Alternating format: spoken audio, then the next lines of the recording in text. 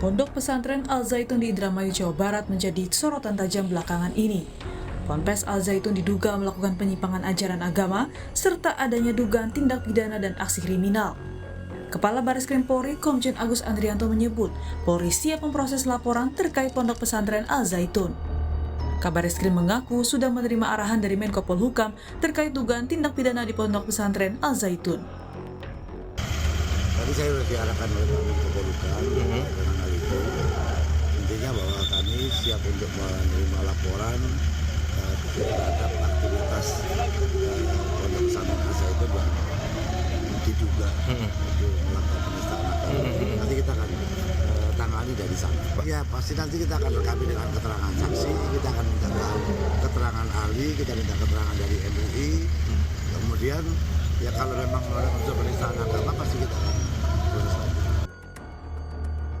Sementara pada Sabtu lalu, Gubernur Jawa Barat Ridwan Kamil menemui Menko Polhukam Mahfud MD.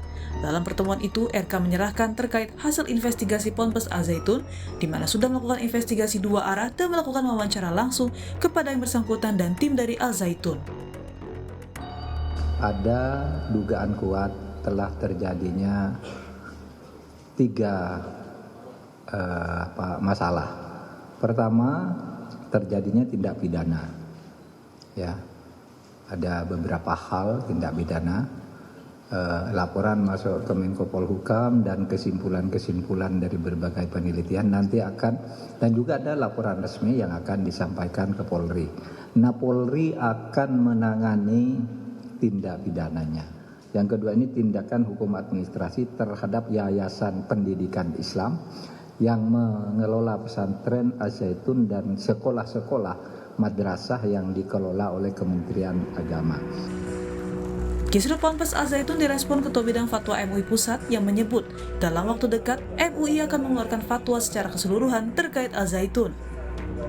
Beberapa pertanyaan masalah yang sudah dirumuskan sebelumnya dalam waktu dekat akan dilakukan pembahasan dan juga finalisasi untuk dilaporkan kepada Dewan Pimpinan, dan setelah itu akan dijadikan salah satu dasar di dalam pembahasan di Komisi Fatwa Majelis Ulama Indonesia.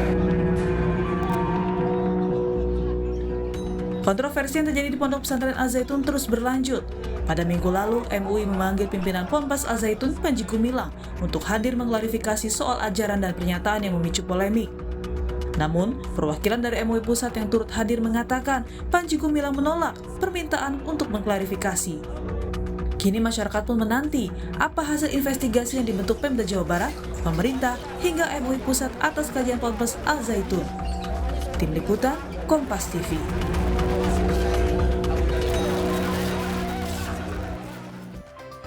Kontroversi Pondok Pesantren Al Zaitun terus berlanjut. Pemerintah pusat pun kini tengah menginvestigasi mengenai dugaan penyimpangan ajaran agama hingga adanya dugaan tindak kriminal. Lalu sebenarnya bagaimana ajaran Ponpes Al Zaitun selama ini? Lalu apa juga yang harus dilakukan agar polemik ini berakhir dengan solusi yang baik? Kita akan membahasnya dengan sejumlah narasumber yang hadir melalui daring. Ada Ketua MUI Pusat, ada Kiai Khalil Nafis, dan anggota Komisi 8 DPR RI, ada Kang Maman Imanul Haq. Serta kami masih mencoba untuk menghubungi Kepala Staf Kepresidenan, namun hingga saat ini masih belum merespon kami. Saya sapa dulu yang sudah hadir di sini. Selamat pagi Kiai Nafis, selamat pagi juga Mas Maman. Selamat pagi Pak Timothy dan pemirsa Kompas. Assalamualaikum warahmatullahi wabarakatuh. Waalaikumsalam warahmatullahi wabarakatuh. Kang Maman bergabung pukul 3 pagi di sana. Terima kasih atas waktunya bersama kami pagi hari ini waktu Indonesia. Saya ingin dari Kiai Nafis lebih dahulu kita lihatlah perkembangannya seperti apa. Dalam beberapa pekan terakhir ini memang ada desakan untuk mencoba mencari tahu kebenaran apa yang sebenarnya yang terjadi, apa sebenarnya yang berlangsung, ajaran seperti apa yang diajarkan di dalam Ponpes Al Zaitun ini. Nah, kita lihat bagaimana pemerintah pusat saat ini sudah bersuara. Bahkan kita lihat sudah ada arahan-arahan khususnya dari Menko Polhukam tadi untuk mencoba mengklarifikasi ini semua tentang apa, dan kalau memang ada pelanggaran maka sesuai dengan hukum harus ditindak. Bagaimana Anda melihat Kiai Nafis perkembangan atau langkah dari pemerintah terhadap Al Zaitun sampai saat ini? Ya, saya mengapresiasi terhadap langkah pemerintah yang respon ya. Pertama menjaga untuk kondusivitas di tahun-tahun yang penuh dinamika ini. Yang kedua adalah bagaimana memang meluruskan dan menjaga akidah umat, termasuk juga penegakan hukum. Saya menerima hasil dari investigasi tim yang dibentuk oleh Gubernur.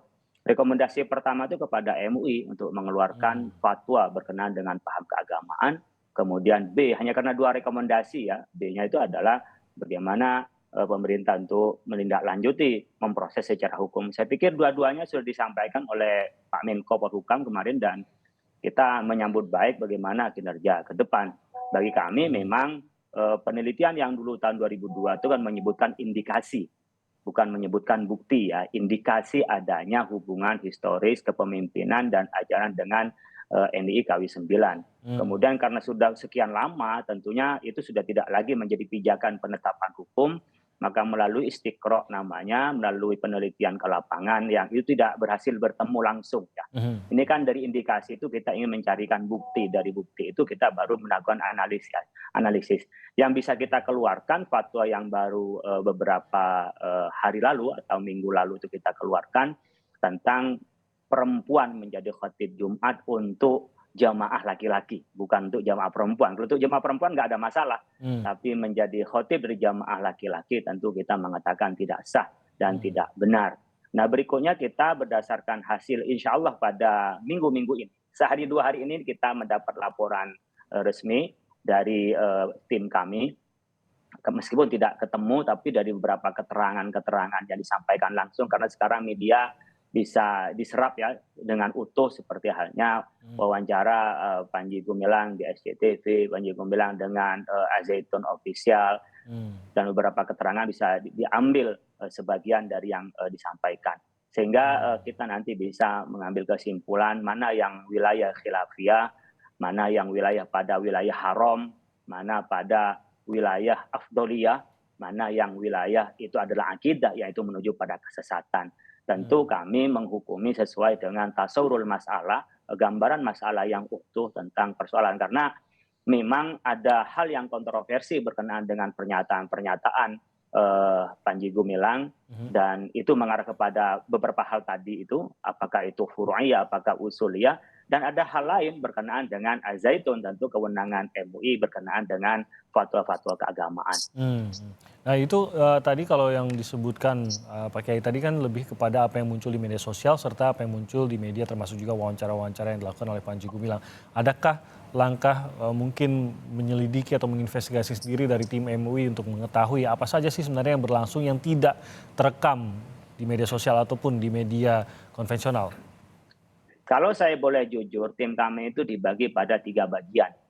Ada bagian yang memang itu bertemu langsung dengan Panji Gumilang dan masuk pada Zaitun secara terang-terangan, mengirimkan surat dan minta bertemu untuk tabayun. Ada tim itu bertemu, menyelidiki secara diam-diam apa yang terjadi di dalam. Ya, terus terang aja kita mengatakan diam-diam, seperti halnya kemarin dari rombongan yang katanya dari orang-orang pondok pesantren yang bertemu, itu diantaranya adalah tim kami masuk di dalam dan mengatakan tidak mau ketemu dengan MUI, padahal di depannya adalah tim kami. Gitu ya. Yang ketiga adalah kami melakukan koordinasi dan wawancara dan informasi dari pihak terkait, bahkan dengan seperti BNPT, bahkan dengan kelurahan, warga, dan seterusnya. Jadi 3 dengan proses itulah yang biasanya kami lakukan untuk pengumpulan data dan bukti. Maka yang dulu indikasi dan sekarang juga mungkin indikasi dari media-media itu kita ingin mencari bukti. Jadi beda di dalam penelitian itu antara indikasi dan bukti. Karena bukti itu adalah data, sementara indikasi adalah kaitan-kaitan hal itu. Oleh karena itu hal yang sudah pasti berkenaan dengan data, dari indikasi menjadi bukti, jadi data itu, disitulah kami menjelaskan kepada umat tentang posisi hukumnya. Tidak semata-mata hanya pada persoalan Panji Gumilang, tetapi menjadi panduan. Umpamanya jangan sampai nanti meniru Al-Zaitun, perempuan menjadi khotibnya laki-laki di pesantren-pesantren umpamanya. Kan tidak tahu juga yang mengikutinya. Begitu juga umpamanya di luar, umpamanya di masjid-masjid, jangan sampai ada perempuan menurut paham ya, yang di kami di Majelis Ulama Indonesia dan Ahli Sunnah wal Jamaah, tidak ada yang di situ perempuan menjadi khotib Jumat untuk laki-laki, menjadi imam Jumat dari laki-laki itu. Dan itu tidak sah menurut kami. Nah itu kita menjelaskan tidak semata-mata persoalan ini Panji Gumilang, tetapi berkenaan dengan bagaimana menjelaskan hukum kepada umat Karena kami sebagai khotimul ummah, khotimul adalah sebagai pelayan umat yang harus menjelaskan mana yang benar. Dan tidak boleh takhirul bayan an waqtil hajah, itu nggak boleh menunda penjelasan tentang hukum pada saat dibutuhkan, itu tidak boleh. Dan pada saat bersamaan kami sebagai shodikul hukumah, tentu pada saat pemerintah nanti memintakan tetapan hukum pada kita akan jelaskan berdasarkan data, bukan hanya indikasi, tetapi sudah berdasarkan data kepada pemerintah untuk menjelaskan posisi mana yang itu aliran, mana itu paham yang haram, mana perbuatan yang haram, dan mana yang perbuatan itu menyimpang. Menyimpang itu beda dengan sesat ya. Menyimpang itu seperti tafasawu fil majalis, itu adalah tafsir yang menyimpang. Tetapi pada saat bersamaan bisa saja apakah indikasi pada yang sesat itu berkenaan dengan akidahnya dan seterusnya. Itu ada beberapa pemilihan-pemilihan di dalam hukum Islam yang bisa dijelaskan oleh Majelis Ulama Indonesia. Ini juga menciptakan urgensi mengapa ini memang harus cepat, harus ditangani dengan cepat, harus clear dengan cepat begitu. Saya ke Mas Maman, kita ingin semua ini tentu saja jelas, clear, diselesaikan dengan damai. Kita tidak ingin justru timbul konflik dari sini, tapi di sisi lain kita tangkap juga bagaimana sudah ada kegerahan juga di tengah masyarakat. Mungkin sekedar untuk menjawab sebenarnya apa yang terjadi. Merasa bahwa ini terlalu tertutup, sementara ada indikasi-indikasi seperti tadi sudah digambarkan kayak Nafis yang meresahkan masyarakat atau sekelompok masyarakat begitu. Nah, Mas Maman, bagaimana Anda sendiri melihat langkah pemerintah bisa menangani hal ini dengan clear, dengan tenang, dan bisa clear semuanya tanpa sampai kita terjadilah bentrokan ataupun hal-hal yang tidak diinginkan? Iya, statement Panji Gumilang itu dengan tegas saya katakan sangat mengganggu keadaban publik dan memunculkan kontroversi. Oleh sebab itu saya langsung meminta agar Kepala Kanwil Kementerian Agama Provinsi Jawa Barat langsung datang. Nah, kenapa? Karena di sana adalah pesantren, lembaga pesantren yang ada lembaga pendidikannya kebetulan di bawah Kementerian Agama untuk meneliti bagaimana kurikulumnya, bagaimana muatannya, dan lain sebagainya. Sampai sejauh ini keterangan dari Kementerian Agama tidak ada yang menyimpang, kecuali yaitu tadi statement dari Panji Gumilang lah yang sebenarnya seolah-olah menantang kesadaran publik bahwa apa yang dikatakannya itu membuat tafsir-tafsir sepihak, lalu dia tidak mempertanggungjawabkannya secara argumentatif, metodologi, dan lain sebagainya. Dan ini sangat kontraproduktif, karena berkaitan juga dengan tahun ajaran baru ya. Kalau di pesantren, banyak orang, saya dapat masukan dari Medan, dari mana, orang meragukan kembali pesantren. Padahal hari ini pesantren memiliki banyak keunggulan dan keistimewaan. Maka saya bilang, tolong hentikan komentar kontraproduktif, tunjukkan kembali Zaitun yang katanya membangun karakter keislaman, karakter keindonesiaan. Nah yang kedua, saya pun meminta pemerintah Jawa Barat, bahkan saya ngobrol langsung dengan Wagub Pak UU, untuk datang langsung meminta klarifikasi, karena ini sudah menyangkut begitu banyak elemen masyarakat yang menyatakan bahkan datang dengan protes, demo, dan lain sebagainya. Kita tidak ingin Jawa Barat tiba-tiba ternodai dengan kehadiran Zaitun di tengah-tengah masyarakat dengan cara kontroversial seperti itu. Nah yang ketiga, saya menyayangkan ya seorang Panji Gumilang yang senior, tiba-tiba dia meremehkan institusi MUI, Polri, lalu dia membuat tafsir seolah-olah kita dianggap bodoh dengan soal tafsir, soal anjing, soal perempuan jadi imam di hadapan laki-laki, dan lain sebagainya.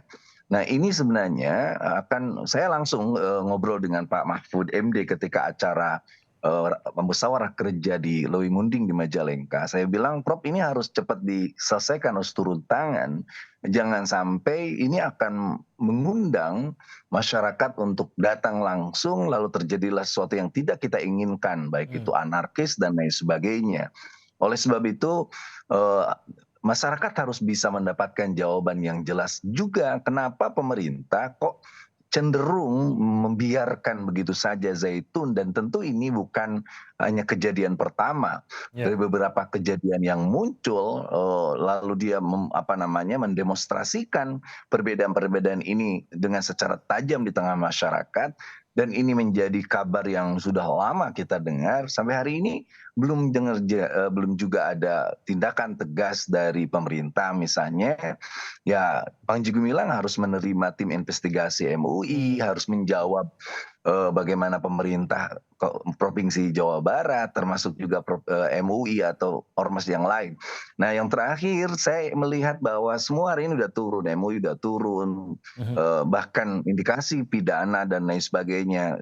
Saya apresiasi kepada kepolisian, termasuk juga kerasnya fatwa Nahdlatul Ulama dalam Bahsul Masail PWNU Jawa Barat itu menjadi indikasi bahwa ini sudah bukan main-main lagi. Ini bukan hanya sekedar wacana di medsos viral biasa, tapi ini sudah menyangkut itu tadi keadaban publik yang terlanggar, lalu juga kesadaran publik untuk mempertanyakan sampai sejauh mana kesenioran Panji Gumilang dan sampai sejauh mana kekuatan pemerintah untuk menghentikan kontroversi yang kontraproduktif ini. Oke, untuk coba menjawab untuk apa yang tadi sempat disebutkan Kang Maman juga tadi, mengapa sampai sejauh ini pembiaran, apakah itu yang terjadi pembiaran dan apakah ini juga harus dijawab oleh pemerintah, mengapa setelah ramai dibicarakan baru akhirnya ini benar-benar diusut secara serius. Ini sebelum saya ke Bang Jamin Ginting yang juga sudah bergabung. Selamat pagi Bang Jamin, nanti saya akan langsung ke Bang Jamin. Tapi Mas Maman, apakah pemerintah juga harus menjawab ini? Mengapa sampai saat ini? Apakah tidak terdeteksi atau apa ini yang harus terjawabkah? Harus terjawab karena dari awal kemunculan Zaitun memang kontroversial. Kita menduga-duga dengan kabar-kabar yang belum tentu jelas juga. Apakah ini adalah bentuk misalnya kita tahu keterlibatan atau keterkaitan Panji Gumilang dengan KW11 yang berafiliasi ke DITII. Lalu juga menjadi mainan banyak sekali orang-orang di masa lalu untuk menyimpan aset-asetnya semacam money laundering dan lain sebagainya. Lalu juga kenapa dia seolah-olah dalam tanda kutip kebal hukum dan lain sebagainya, baik soal misalnya agrarianya, kepemilikan tanahnya, termasuk juga beberapa kasus yang melibatkan para alumninya dalam pengakuan beberapa alumni. Ini harus segera dituntaskan. Di negeri ini tidak ada yang kebal hukum. Di negeri ini tidak ada orang yang bisa mengandalkan bukang backing dan lain sebagainya. Secara jernih kita bisa klarifikasi, kita bisa usut secara tuntas sehingga tidak ada lagi keresahan di tengah masyarakat, apalagi timbul keinginan masyarakat untuk menyelesaikan dengan cara sendiri dan itu sangat tidak diinginkan tentunya. Oke, saya langsung ke Bang Jamin Ginting. Selamat pagi Bang Jamin, terima kasih sudah bergabung bersama kami sekali lagi. Bang Jamin, melihat tanggapan ataupun reaksi ataupun apa yang dilakukan oleh pemerintah sampai saat ini menanggapi apa yang menjadi ramai dan menjadi keresahan banyak pihak di sini terkait dengan Ponpes ini. Sisi hukum tentu saja ini yang akan menjadi dasar pemerintah dalam mengambil tindakan. Nah, dengan pernyataan dari Menko Polhukam, dengan adanya kepolisian Polri pusat yang mengatakan akan mendalami, apakah ini membuat Al Zaitun wajib membuka seluruh pintunya dan apa sampai kemana ini kita bisa mendapatkan seterang-terangnya, maksud saya secara hukum gitu, apakah dengan demikian terbuka lebar pintu Al Zaitun dan kita bisa melihat melalui aparat apa sebenarnya yang berlangsung di dalam Ponpes tersebut? Ya, terima kasih. Jadi pada prinsipnya di Indonesia itu tidak ada orang yang kebal terhadap hukum ya. Jadi kalau konsep nggak ada yang steril gitu ya, dalam kalau ada suatu tindak pidana lalu orang nggak boleh masuk itu nggak ada. Jadi semua steril, bahkan di tingkat pendidikan kita ketahui di universitas juga kalau ada tindak pidana, polisi bisa melakukan penyidikan dan penyelidikan terhadap tindak pidana tersebut. Ya di lembaga manapun yang menyatakan dia kebal terhadap hukum, itu nggak bisa. Kalau sudah ada konteks penyidikan, itu namanya pro justisia. Jadi dia harus membuka diri ya terhadap semua proses yang berjalan yang dilakukan proses penyidikan. Sehingga pemerintah ada dua hal. Pertama adalah apakah ada laporan dari masyarakat terkait itu yang bisa ditindaklanjuti terhadap adanya dugaan tindak pidana di dalam Ponpes tentunya ya. Lalu kedua, inisiatif dari pemerintah. Dia bentuknya inisiatif karena ada keresahan masyarakat, dia langsung untuk membuatkan laporan sendiri dan lalu bisa ditindaklanjuti. Jadi nggak perlu menunggu dari masyarakat untuk melakukan laporan karena kan udah kelihatan ya. Nah, itu yang bisa dilakukan dua hal itu. Kalau itu sudah dilakukan, maka kalau sudah ditingkatkan dari proses penyelidikan ke penyidikan, tentu semua yang terlibat akan dipanggil begitu. Nah, Oke. tetapi pertanyaannya adalah pasal apa, tindak pidana apa yang akan dikenakan terhadap penyelenggaraan pendidikan ini, atau juga ada indikasi tindak pidana lain ya. Contohnya ada penganiayaan atau pelantaran atau tindak pidana apapun itu, sehingga bisa dijadikan dasar untuk melakukan penyidikan. Nah, Oke. jadi kita tahu dulu nih tindak pidana apa. Kalau kita pakailah contohnya ya, ada laporan terkait dengan tindak pidana pasal 28 ayat 2 terkait dengan ITE menyebarkan keresahan atau penistaan terhadap agama yang contohnya di pasal 156 huruf A gitu ya. Nah, kalau konteksnya pasal penistaan keagamaan, tentu yang paling berperan di sini adalah ahli yang menerangkan apakah aliran ataupun pengajaran ini ada pengajaran sesat dan meresahkan masyarakat begitu. Dan dalam konteks ini kehadiran MUI dan Depak ya, Kementerian Agama harus menjadi legitimasi untuk menandakan kalau ini ada suatu ajaran yang tidak sesuai begitu. Nah, setelah itu baru masuklah pidananya. Jadi nggak bisa pidana masuk tanpa harus ada legitimasi mengenai kesesatan suatu ajaran yang ada di Indonesia, karena kita sudah menghormati proses ini dengan ahli. Ahlinya siapa? Ahlinya tentu dari MUI sendiri. Tadi kemarin sudah ada rencana untuk mengeluarkan fatwa bahwasanya ini adalah suatu pelanggaran terhadap atau penistaan terhadap agama. Nah, kita lihat saja apakah fatwa itu akan muncul terkait dengan ajaran itu atau sudah muncul dan dilegitimasi sebagai suatu hal yang dilarang di Indonesia. Nah, itulah dasar. Jadi penyidik itu tidak akan bisa melakukan proses penyidikan tanpa ada legitimasi suatu lembaga institusi yang sah di Indonesia menyatakan ini ada aliran yang tidak benar, aliran yang sah dan meresahkan masyarakat. Begitu, Mas. Kalau tadi saya tangkap dari Kiai Nafis, memang ada keterbatasan mengenai apa yang sudah diketahui sebagai fakta dari Ponpes ini, sehingga fatwanya pun belum bisa benar-benar lengkap rasanya, belum bisa mencakup semua yang diduga yang terjadi dalam Ponpes tersebut. Tapi kalau saya tangkap dari Bang Jamin tadi, berarti memang ada kewajiban itu kalau sudah masuk ke tahap penyidikan. Ini kan masih prosesnya pencarian bukti, pengumpulan dan juga penyelidikan begitu. Sejauh apa Ponpes ini harus membuka diri di tahapan ini? Iya, karena dalam proses penyelidikan itu adalah proses wawancara. Jadi tidak ada kewajiban bagi seseorang yang dilakukan penyelidikan itu harus hadir, harus datang. Itu nggak ada, karena nggak ada upaya paksa dalam hal ini. Nah, itulah dalam proses ini, contohnya dengan undercover ya, dia melakukan penyamaran, melakukan investigasi, itu namanya collecting data, itu tidak dengan paksa dalam proses penyelidikan. Jadi kalau orangnya nggak mau juga nggak bisa dipaksakan untuk dihadirkan. Nah, kalau sudah penyidikan baru itu pro justisia, jadi tidak bisa, tidak steril ya terhadap suatu lembaga apapun bisa didatangin begitu. Nah, itu yang menjadi permasalahan. Jadi teknik-teknik inilah yang harus dihadirkan oleh penyidik ataupun orang-orang yang bisa mengumpulkan data dan fakta kalau ini ada aliran yang sesat, aliran yang dilarang begitu, Mas Timur. Oke, baik. Kita akan bahas lebih lanjut. Kami akan jeda sebentar. Tetap bersama kami di Sapa Indonesia Pagi.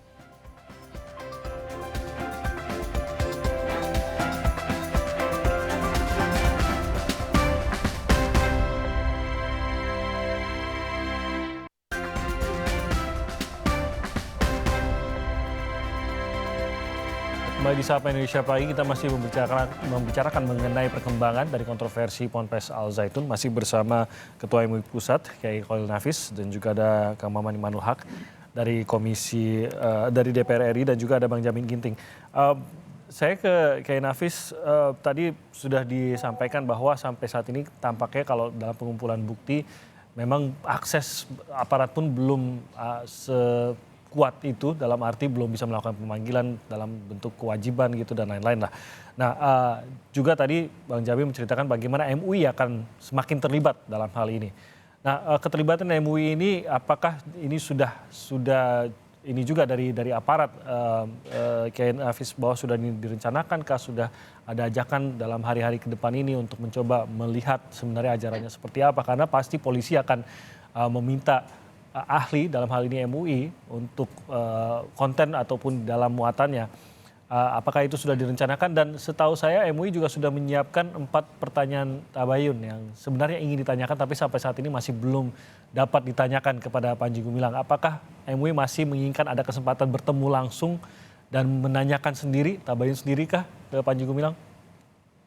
Ya, pertama kita sudah pernah ngirim surat kepada PG ya, Panji Gumilang dan Al-Zaitun, dan tim kita sudah di lokasi sebenarnya, tapi tidak diterima. Kemudian kami berkolaborasi dengan tim investigasi yang dibentuk oleh Gubernur Jawa Barat. Kami pun sudah di lokasi, tim kami siap bertemu langsung. Jadi, juga tidak terima dan bahkan tidak mau datang kalau ada MUI. Jadi persilahkan mereka bertemu, kita titip pertanyaan kepada tim. Ternyata di tempat itu dia tidak memberi jawaban, mintanya pertemuannya di Al-Zaitun. Ya mungkin kalau memang diperlukan kita bisa nanti memanggil ke MUI, dan tidak yakin dia akan datang, mau ketemu aja udah tidak mau, apalagi mau datang umpamanya. Tetapi kami sudah biasa menemukan seperti ini bagi yang aliran-aliran menyimpang, seperti halnya Gavatar, Mosodik, itu takut dengan MUI gitu loh. Jadi kayak ada gap gitu. Jadi kami sebenarnya ingin mengetahui langsung di mana letak, apakah mana yang masih bisa dituntun, mana yang masih bisa diarahkan kepada yang baik, mana yang perlu divonis. Cuman dia sudah a priori lebih dulu, tidak bisa memilah mana pendapat institusi MUI, mana yang kabar burung MUI sudah mengharamkan dan seterusnya. Jadi kebawa juga dengan isu-isu gitu, tidak bisa memilah tentang informasi yang pasti. Nah, memang kami sudah ada kerjasama beberapa dengan lembaga seperti halnya wawancara, bahkan kami juga dengan kejaksaan, itu juga ada komunikasi, juga dengan kepolisian juga ada komunikasi. Ya kami sudah biasa menjadi mitra pemerintah, karena kan posisi MUI adalah khadimul ummah wa shadiqul hukumah. Posisi kami ini adalah melayani umat, maka hal-hal yang pendapat itu berbeda sampai terjadi penyimpangan kami harus luruskan, tapi ketika perbedaan itu masih wilayah khilafiyah, kami menyampaikan silahkan ditoleransi, itu kami sampaikan untuk khadimul ummah. Tetapi pada shadiqul hukumah menjadi mitra pemerintah, kami akan memberikan keterangan-keterangan. Saya ini hampir 2 bulan sekali menjadi saksi ahli dari penyimpangan-penyimpangan itu, bentuk dari mitra kami, kemitraan kami di MUI dengan pemerintah. Maka dalam kasus seperti ini, saya menyambut baik. Kemarin ketika rakor di Menko Polhukam, ya ada memang teman itu yang juga tim hadir di tempat itu, meskipun undangannya baru sebatas internal pemerintah ya, belum melibatkan Majelis Ulama Indonesia, karena MUI baru mengeluarkan fatwa berkenaan dengan perempuan menjadi khatib Jumat bagi jemaah laki-laki. Selain itu masih belum dikeluarkan. Jadi kami 24 jam siap untuk memberikan masukan, memberikan keterangan, membantu pemerintah. Saya sepakat dengan Yai Maman ya, bahwa ini jangan dibikin larut-larut lah. Kalau memang itu ada penyimpangan, ya penyimpangan. Tapi yang jelas, apa yang disampaikan oleh PG itu meresahkan. Karena memang hal-hal yang baku di tempat kita, itu disampaikan dengan serampangan dan kesannya menantang gitu kan, kesannya menantang. Nah ini sebenarnya yang memicu kemarahan publik. Makanya kami minta pada saat itu segera turun pemerintah, karena demo sudah bergelombang, kemudian dihadapi dengan orang-orang yang menjaga di dalam, dan seterusnya. Jadi beberapa media sosial yang saya pikir klarifikasi secara berita hoax dan tidak hoax itu sudah bisa kita klarifikasi. Persepsi terserah mungkin dari yang lain, tapi persepsi saya pribadi ada kesan ya kekurang sopanan di publik lah, sebagai senior dan sebagai pengasuh pesantren, sehingga itu barangkali yang memicu kerawanan sosial di tengah-tengah masyarakat yang memang segera harus diakhiri, apakah dengan proses hukum nantinya, apakah nanti berkenaan dengan pernyataan pribadi sebagai Panji Gumilang, bahkan mungkin nanti keterkaitan dengan NII, dan hal yang berbeda lagi adalah pelaksanaan pendidikan di pesantren Al-Zaitun itu. Oke, nah tidak ingin berlarut-larut, apakah ini berarti juga beberapa pernyataan dari PG ini melalui media maupun media sosial yang tertangkap, salah satunya mengatakan bahwa MUI penghasut dan lain-lain, ini tidak akan diperpanjang juga kalau MUI, atau ini juga mungkin MUI ingin ada proses hukum terkait hal tersebut? Ya, sebenarnya kalau bicara penghasut itu di mana penghasutnya? Kita ini menyampaikan hasil penelitian, di masyarakat ketika ini menjadi hal yang ramai. Ramai itu karena apa? Karena dia sholat Jumat yang sudah tidak physical distancing, kemudian masih physical distancing dengan disiapkan kursi. Kemudian ada perempuan di depan. Itu jelas itu masalah khilafiyah. Tetapi sejelek-jeleknya tidak ada yang mengatakan afdol. Ya ada perempuan, kemudian ada non-muslim yang ada di depan. Itu kan menjadi, di kita ada namanya pluralisme. Kita ini toleransi iya, tapi tidak berarti kita beribadah bareng-bareng dengan bareng-bareng pada agamanya masing-masing. Tidak gitu loh. Jadi kita toleransi, tidak boleh mengganggu ibadah agama lain, tapi tidak berarti dicampur adukkan antara agama kita dengan agama lain. Itu harus dijelaskan. Jadi kalau kita merasa dihasut, ya hentikanlah kerja-kerja kontroversi. Karena kita harus memberikan bayan kepada umat, mana yang benar, mana yang tidak. Makanya di dalam MUI itu ada 3 tahapan. Ada yang cukup dijelaskan oleh kita, artinya penjelasan hukum, karena di kitab atau pendapat ulama dan kesepakatan ulama sudah ada, tinggal dijelaskan pada masyarakat. Ada yang memang harus dijelaskan, keluarkan fatwanya, hal-hal yang menyimpang yang belum ada kejelasan pastinya dari hukum Islam, tentu dijelaskan melalui fatwa Majelis Ulama Indonesia. Baik, Kiai Nafis, saya ke Kang Maman.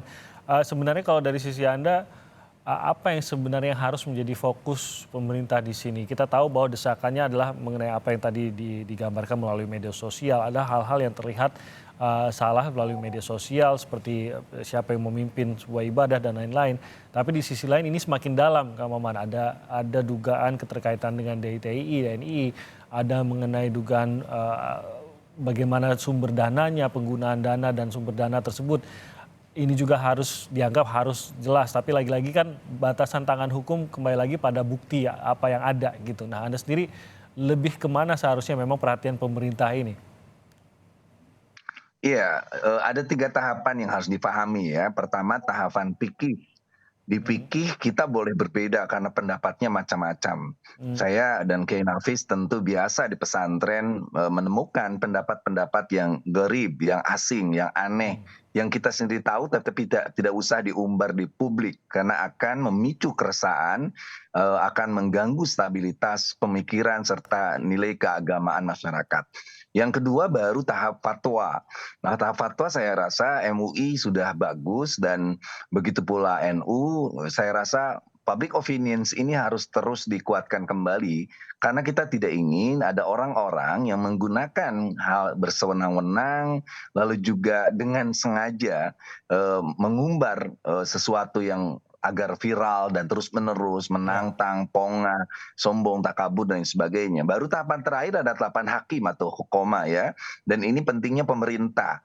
Jadi pemerintah harus mulai tegas dengan masukan-masukan yang terjadi di tengah masyarakat.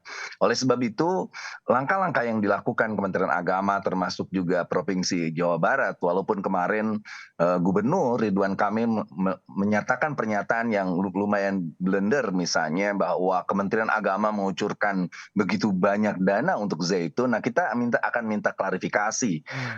Kita udah ketemu Menteri Agama di sini, kita pun akan minta klarifikasi dari Kang Emil sampai sejauh mana dana itu masuk dan lain sebagainya.